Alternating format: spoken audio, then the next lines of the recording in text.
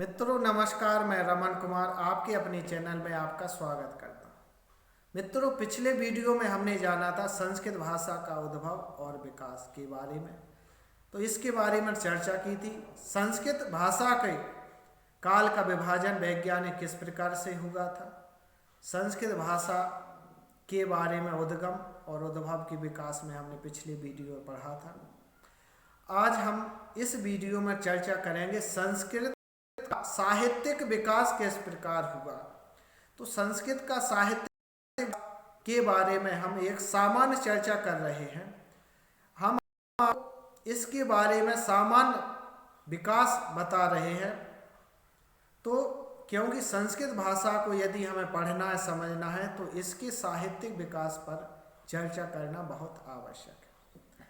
तो संस्कृत का साहित्यिक विकास को लेकर आज हम चर्चा करते हैं। मित्रों, आपको मालूम है कि प्राचीन आर्य भाषा काल में संस्कृत के अनेक रूप मिलते हैं, किंतु इस काल के अंत में जब महर्षि पाणिनि, जिनका समय 700 ईसा पूर्व है, तो उस समय के व्याकरण से इसे परिनिष्ठित रूप मिला। उसके पहले इसका परिनिष्ठित रूप नहीं मिलता है। तब रूपों की अस्थिरता समाप्त हो गई। तो महर्षि पाणिनि से के पूर्व रूपों की जो अस्थिरता थी, यानी स्थिरता नहीं थी, वह समाप्त हो गई और भाषा एक ही रूप में स्थिर हो गई, क्योंकि महर्षि पाणिनि के समय से व्याकरण का विकास हुआ। इस काल के बाद सभी संस्कृत ग्रंथ इसी निश्चित भाषा में लिखे गए। तो महर्षि पाणिनि ने जो व्याकरण का स्थिरता जब यहाँ पर प्रारंभ हो गई, तो संस्कृत ग्रंथ इसी एक निश्चित भाषा में लिखे जाने लगे।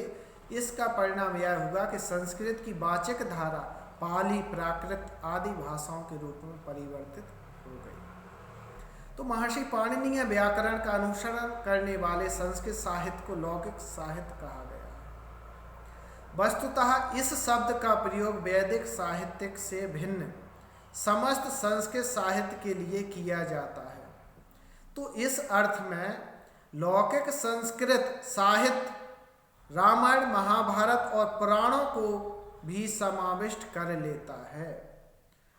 तो महर्षि जो पाणिनि हैं, उनका व्याकरण का अनुसरण करने वाले जो संस्कृत साहित्य है, उस साहित्य को लौकिक साहित्य कहा गया है। और महर्षि पाणिनि के पूर्व जो साहित्य है वह वैदिक साहित्य है। तो वैदिक साहित्य और लौकिक साहित्य की जो भाषा है, जो व्याकरण है, उसमें काफ़ी अंतर देखने को मिलता है।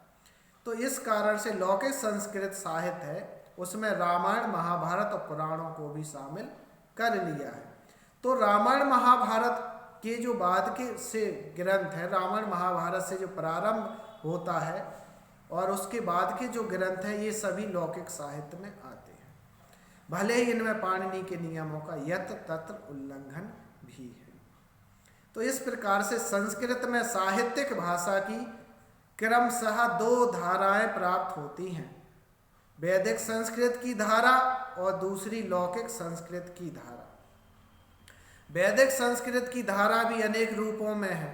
प्राचीनतम वेद ऋग्वेद की भाषा सभी जगह एक समान नहीं है। अन्य वेदों में जो भाषा का अलग अलग रूप देखने को मिलता है। तो इस तरह से संस्कृत भाषा का धीरे धीरे विकास हुआ। तो संस्कृत के साहित्य का विकास को हम 4 चरणों में देख सकते हैं।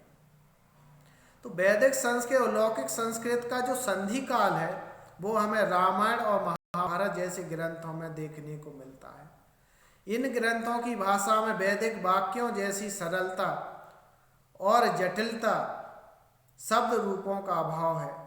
इन ग्रंथों की भाषा ने संस्कृत साहित्य के विकास का मार्ग दिखाया है। इसी काल में संस्कृत व्याकरण के प्रसिद्ध लेखक पाणिनि का आविर्भाव हुआ, जिन्होंने अपने समय में प्रचलित संस्कृत भाषा का व्यापक अनुशीलन करके अष्टाध्यायी नामक ग्रंथ में भाषा संबंधी नियम बनाए। तो इस प्रकार से संस्कृत के साहित्य विकास को 4 चरणों में देख सकते हैं। पहला वैदिक साहित्य, दूसरा रामायण और महाभारत, तीसरा मध्यवर्ती संस्कृत साहित्य, तथा चौथा चरण है आधुनिक संस्कृत साहित्य। शास्त्र ग्रंथों की रचना सभी चरणों में होती रही थी। भाषा वैज्ञानिक दृष्टि से इन चरणों का काल निम्न प्रकार से माना गया है। पहला वैदिक साहित्य, दूसरा रामायण व महाभारत, तीसरा मध्यवर्ती संस्कृत साहित्य और जिसमें महाकाव्य, नाटक, खंडकावादी विधाओं के सरल और अलंकृत ग्रंथ लिखे गए, और चौथा है आधुनिक काल से जो अब तक देखने को मिलता है। इसी तरह की जानकारी के लिए हमारे साथ बने रहें। अगले वीडियो में फिर हम मिलते हैं, तब तक के लिए नमस्कार।